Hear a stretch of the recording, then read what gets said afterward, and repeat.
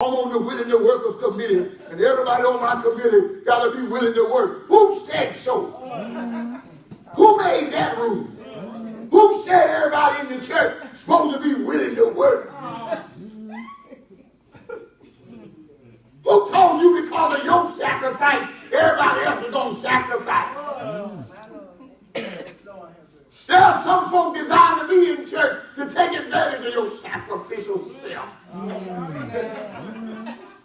Because you ain't really sacrificial. You are alive. And it takes somebody bigger than you to authenticate your life.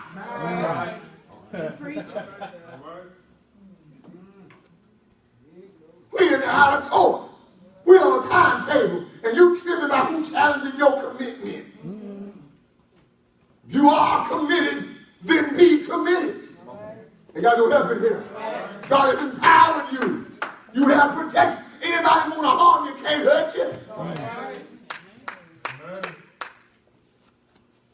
You're called to a ministry where you've been taught conflict resolution. And you rather fight than resolve. Got no help in here. I don't like confronting folks. That's why you raising hell in the church. Because you won't be converted and understand confrontation is a call of prophetic ministry.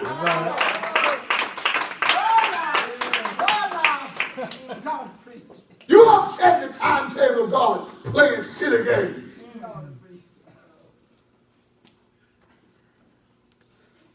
You out in the outer court, you got prophetic work to do. You sitting around arguing because somebody won't agree with you.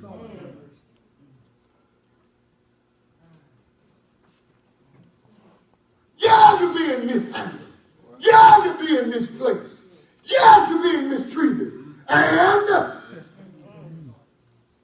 who promised you other than that? You hear these boys out here, the word is clear. The only reason there was a reason for divine protection was so that those things could not harm. But not that they would not occur, but they would not harm. And if you wasn't so feeble in your prophetic consciousness, you would be feeding from that sick table.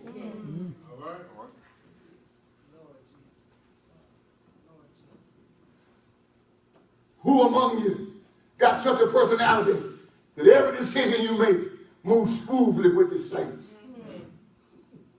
If I were the pastor, I'd have to slap some of y'all probably every Sunday morning. If I wasn't the pastor, I'd have to choke somebody every Sunday morning. Every time somebody comes through that door, they got a good idea. They just got to figure out how to get it over to me without looking like it. But to have divine protection is to recognize confidence in that which is divine.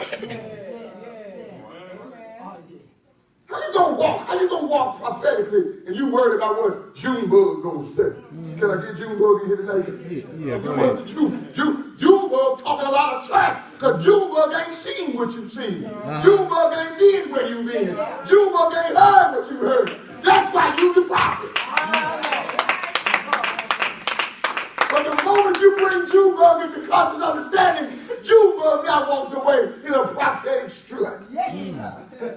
Because he too has been elected. He too has been called. He too has been anointed. He too has been appointed. Just because they don't look like you and act like you don't mean they don't have divine appointment. All right. We're in the outer court now. We got time limit. 1,260 days. That's a statement to anybody that believes. I ain't got time. Number one, to keep sugarcoating truths for you. Oh, help me somebody. Oh, help me somebody. You hurt my feelings. Yeah. Let me tell you something about your feelings. I have noticed, I've been preaching the greater part of my life, and I've been doing this thing for a minute. I have noticed that folk who holler about their feelings getting hurt, hurt more feelings than a little bit. Let me say it again, it's prophecy. Now I'm speaking prophetic utterances now. Folk who safeguard themselves in the milieu. You hurt my feelings. You hurting me so deeply. I can't believe you said that. Oh, my son, my son,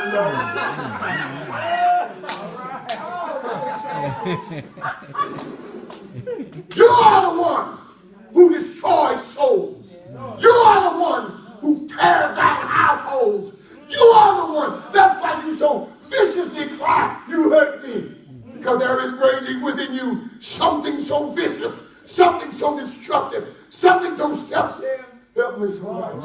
So God put somebody to champion you, to make you show the rest of the world. You ain't in there like you say you ain't. Authentication is not about proving you good. It's about proving you called.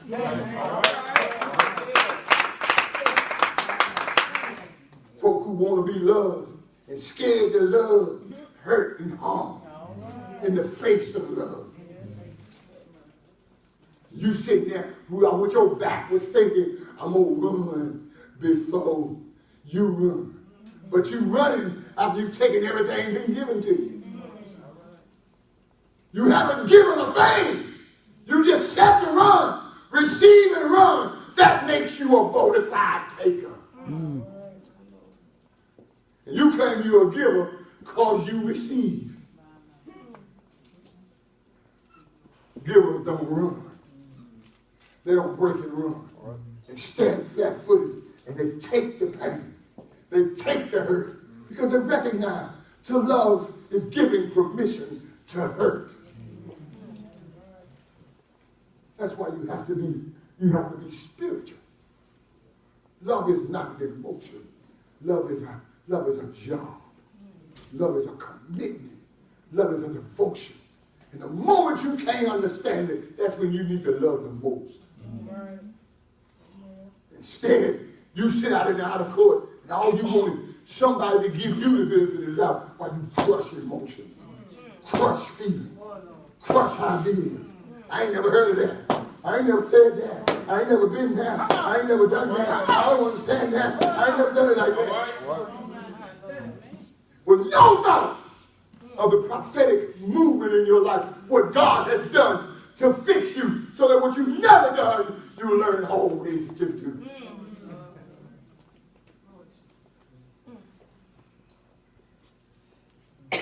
You are dancing in the outer court, and the hourglass is slipping away.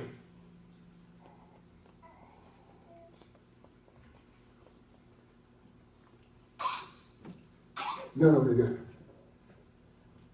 but your experience affords you power and the right of authority. I told Pat, I said, if you don't stop preaching like you scared of God's folk, God will call you into a higher charge that you will never be able to get out of. God is so desperate prophetically that he will take people to the basement of reality. He told a prophet, in order for my people to understand the devastation of my heart, I need you to deeply fall in love with someone who is designed to destroy you. That's where God is. That's the same spirit that we walk in the outer court. You so scared somebody gonna touch you. You so scared somebody gonna say something to you and you gonna do something you've been wanting to do for years. I'm on it now. I'm preaching now. I got you now. Stop! Don't move! Don't go! I got you now. You ain't going nowhere. I don't care what your blood said. Don't you move. All right. Sitting around here trying to play Holy Ghost, trying to get folk to believe that you so sanctified. There are demons in your heart. There are demons in your basement. There are demons in your subconscious. And sometimes freedom threatens you to let it loose. You so scared you're going to do something you really want to do. You don't know what to do with it. God calls it to be there. Why would God shape your history that way? And then put you in out of the court and dare you not to deal with it. Lord have mercy. You think you are playing with a God who made you and a prophet that God sent to you. All right. We are called to one another. Time you stop excusing your demons. Stop fighting your demons and start walking with your Lord. All right.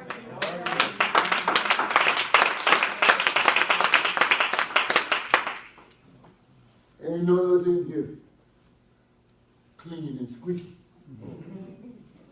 Some of y'all think you're clean and squeaky. Make me sick. Pack all that makeup on, all them lips painted all up. Ain't got no help in him. As soon as the light of truth hits you, you look like the demon you always been. You don't even recognize that God has called you. And there's an authority you have to walk in. A confidence you have to have. And you can't have it pretending you big bad. You can't command a man to go where you've never gone. Come on, come on. You can't call nobody out of something you've never experienced. I ain't never had no affair. I ain't never committed adultery, but I'm going to preach to the adulterers. What the hell am I going to say to the adulterers?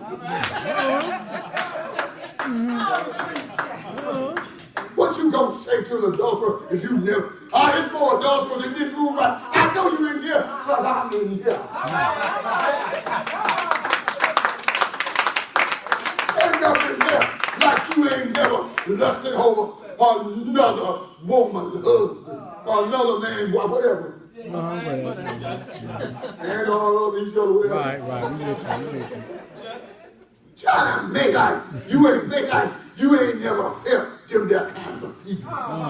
You're alive, and the truth ain't in you, because I'm your pastor. All right.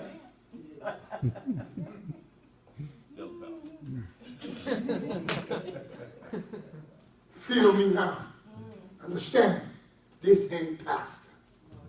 This is prophecy. All right.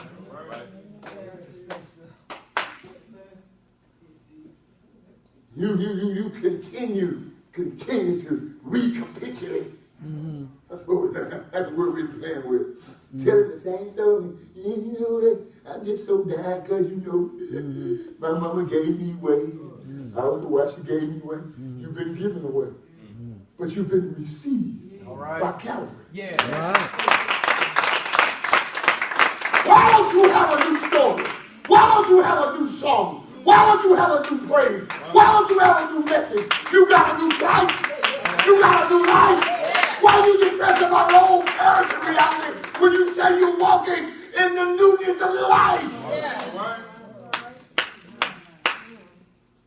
You ain't got but 1,260 days. All right.